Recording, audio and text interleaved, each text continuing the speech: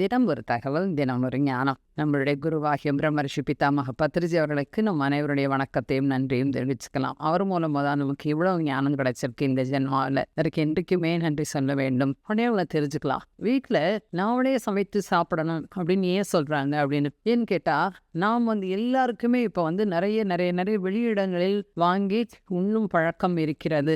ஒரே சிம்பிளான விஷயமா இருந்தால் கூட வாங்கி சாப்பிட்றோம். அதில் சத்து இருக்கிறதா, ஆற்றல் இருக்கிறதா அப்படின்னு நம்ம செக் பண்ணணும். உள்ளுக்குள்ள போற உணவு நமக்கு நம்மளுடைய ஜீவனுக்கு உணவாகிறதா, இதை நம்ம கண்டிப்பா தெரிஞ்சுக்கணும். அதனால என்ன ஆகும், அந்த ஜீவனுக்கான உணவா, வயிறு ரொம்பறதுக்கு உணவா, தேகம் தேவாலயம் அப்படின்னு சொல்லும்போது அந்த உணவு எப்படி இருக்க வேண்டும். அந்த காலத்துல அம்மாக்கள் பாத்தீங்கன்னா காத்தால எழுத்து குளிச்சிருப்பாங்க.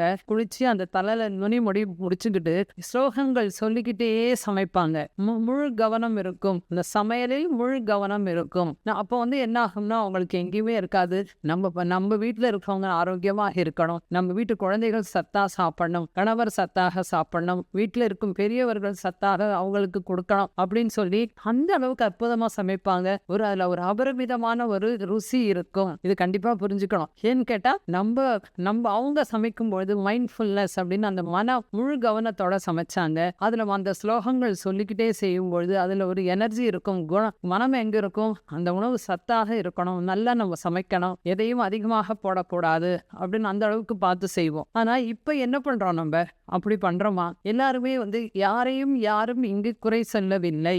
அதை நல்லா புரிஞ்சுக்கணும். நம்மளே நாமே செல்ஃப் செக் பண்ணிக்கலாம். இப்போ நம்ம தியானமாக யக்னம்லாம் நடக்கும்பொழுது பத்ரிஜி பரிமாறினா சாப்பிட்ட அப்புறம் கூட திருப்பி கொஞ்சம் வாங்கிப்போம். ஏன்னா பத்ரிஜி கையால வாங்கிக்கிறோம் அந்த எனர்ஜி அப்படின்னு சொல்லும்பொழுது. அப்ப நம்ம என்ன பண்ணணும்னா நல்ல ஒரு தியானம் பண்ணிட்டு ஒரு மிக மிக எளிமையான உணவாக இருந்தால் கூட நாம் சமைத்து நம்மளுடைய அன்பை கலந்து இந்த உணவு நான் இவங்களுக்கு கொடுக்குறேன், அந்த உணவு அவங்களுக்கு ஆரோக்கியத்தை கொடுக்கட்டும் அப்படின்னு நல்ல ஒரு பிளஸ் பண்ணி அந்த உணவை நம்ம அவங்களுக்கு கொடுத்தோம்னா அதுக்கு எவ்வளவு சத்து இல்லையா? அதுவும் வருங்கால தலைமுறைகள் இப்ப இருப்பவங்க நிறைய நமக்கு என்ன ஆகும்னா ஜங்க் ஃபுட் அப்படின்னு சொல்லி பாஸ்தா, பீஸா, பர்கர் என்னென்னவோ வாங்கி தரோம். அப்போ என்னைக்கோ ஒரு நாள் ஆசைக்கு சாப்பிடுங்க. ஏதோ 2 மாதத்திற்கு ஒரு முறை, 3 மாதத்திற்கு ஒரு முறை கொஞ்சம் சாப்பிடலாம். ஆனால் தொடர்ந்து இந்த உணவுன்றது நம் கையால் நாம் செய்ய வேண்டும், நம் கையால் நாம் பரிமாற வேண்டும். இதுதான் இந்த சின்ன சின்ன சந்தோஷம். இந்த மாதிரி விஷயங்களை விட்டுட்டு எங்கேயோ நம்ம எதை தேடி போகிறோம். இது மாதிரி ஒரு சின்ன சந்தோஷங்கள் அன்னைக்கு அப்பெல்லாம் நம்ம சமைச்சு ஒரு கணவர் சாப்பிட்டாரோ அவர் நல்லா இருக்குன்னு சொன்னா ரொம்ப சந்தோஷப்படுவோம். நம்ம நல்லா இருக்குன்னு சொல்லியிருக்காரு. இந்த மாதிரி சந்தோஷங்கள் இன்று இருக்கிறதா என்று நம்மை நாம் பரிசோதித்துக் கொள்ள வேண்டும். கண்டிப்பாக அன்னைக்கு ஒரே ஒரு அப்பா ஒரு 10 பேருக்கு சம்பாதிச்சார். நிம்மதியா சாப்பிட்டாங்க, சுகமா சாப்பிட்டாங்க, எல்லாருமே ஆரோக்கியமாக இருந்தாங்க. இன்னைக்கு வீட்டில் எத்தனை பேர் இருக்காங்களோ அத்தனை பேரும் சம்பாதிக்கிறாங்க. அங்கு ஆரோக்கியம் இருக்கிறதா அப்படின்றத நம்ம பார்க்கணும். ஏன்னா ஏற்கனவே இப்ப இருக்கிற எல்லாமே உரங்கள் போட்டு நமக்கு சரியாக கிடைப்பதில்லை.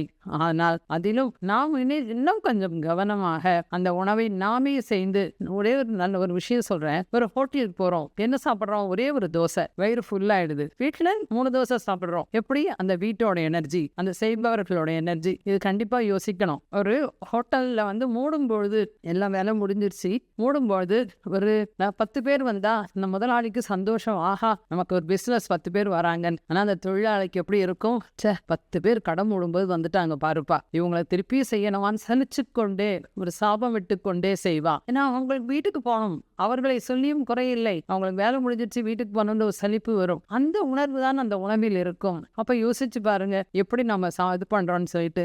அதனால எப்பயுமே நாமே சமைத்து நாமே பரிமாறி நாமளும் சத்தான உணவு சாப்பிட்டு அந்த தேகத்தை ஆரோக்கியமாக வைத்துக் கொள்ள வேண்டும். தேகம் தேவாலயம். அப்ப அந்த தேகத்திற்கு உண்டான ஆரோக்கியத்தை கொடுப்பதற்கு நல்ல சத்தான உணவு தேவை. அதை நாம் தான் கண்டிப்பாக செய்ய வேண்டும். ஒரு 10 நிமிஷம் தியானம் பண்ணிட்டு அதுக்கப்புறம் சமையல் கட்டுக்கு போலாம். ஒரு 10 நிமிஷம் தியானம் பண்ணிட்டு அப்புறம் சாப்பிடலாம். இப்ப தியான எனர்ஜி அதிலேயே இருக்கும். சமைக்கும் பொழுதும் வேறு எது எண்ணங்கள் இல்லாமல் அதிலேயே கவனம் செலுத்தி சமைத்தால் ஆரோக்கியமாக கண்டிப்பாக இருக்க முடியும். ஏன்னா நமக்கு தெரியும் எதுல ஆரோக்கியம் இருக்கிறது அப்படின்னு. இந்த குணம் வரணும்னா தொடர்ந்து தியானம் செய்யுங்க. நம்ம வீடு நம்ம செய்யணும், நம்ம குழந்தைகள், நம்ம கணவர், நம்மளுடைய பெரியவர்கள் அப்படின்னு சொல்லி ஒரு எண்ணம் கண்டிப்பாக வரும். தொடர்ந்து தியானம் செய்வோம், நன்றாக சமைப்போம், நன்றாக சாப்பிடுவோம், ஆரோக்கியமாக இருப்போம், தியானமும் செய்வோம். நன்றி.